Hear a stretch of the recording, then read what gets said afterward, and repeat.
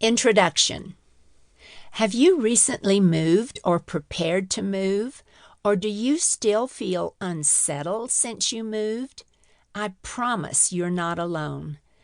There are millions of women like you experiencing the life-changing effects of being uprooted by a move.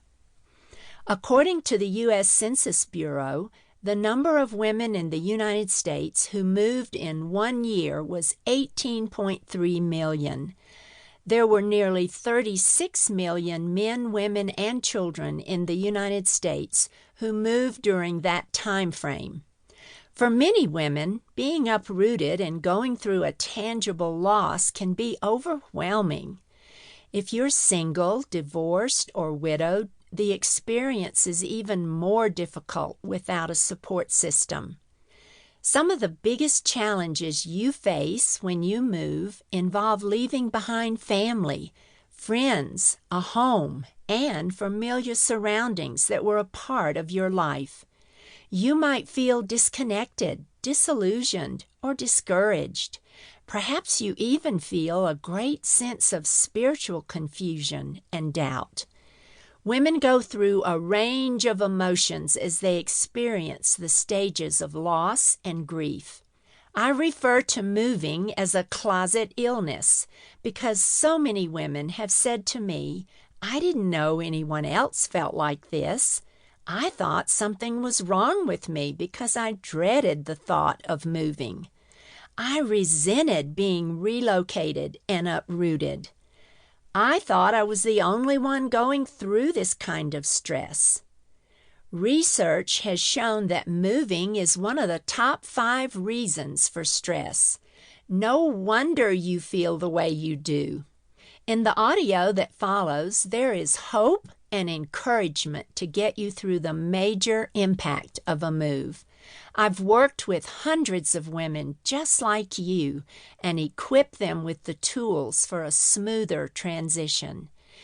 In each chapter, I'll be giving you biblical principles and practical application to guide you through your move, and I'll walk with you through the process.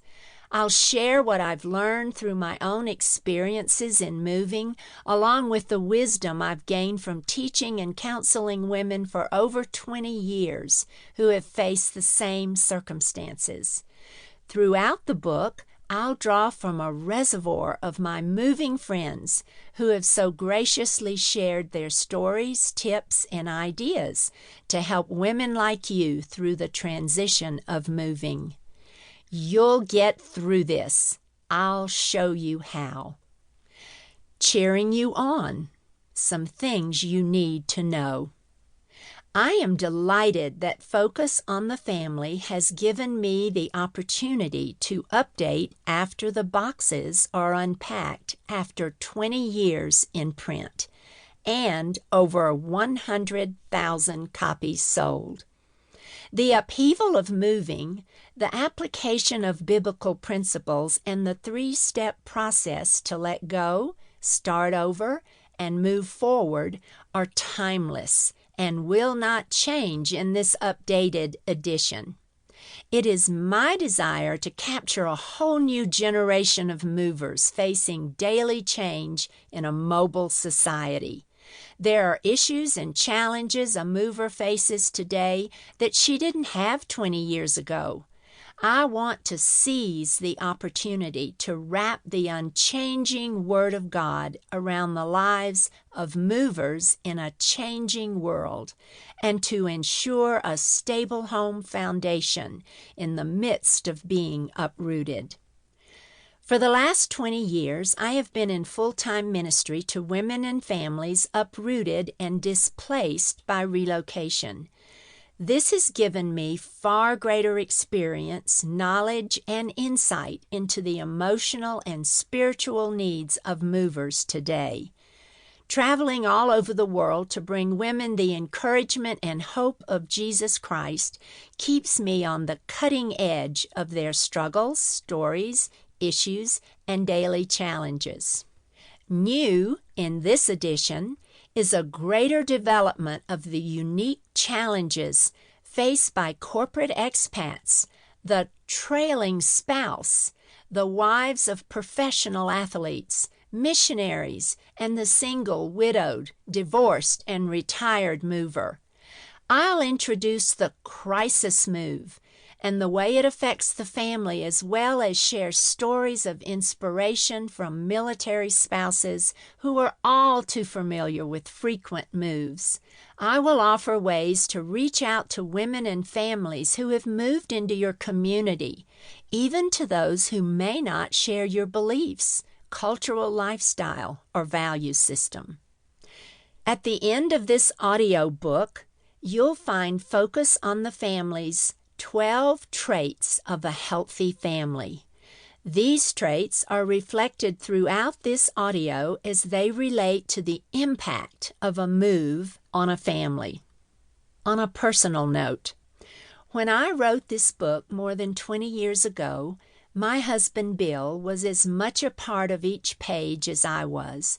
His daily encouragement was a stepping stone from one chapter to another, and our stories gave insight into our marriage and our unconditional love for each other in the midst of our moves. When Bill lost a painful 4-month battle with cancer, my life became uprooted in ways I'd never experienced before. The loss took me to a deeper understanding of what it takes to survive a major crisis and life change.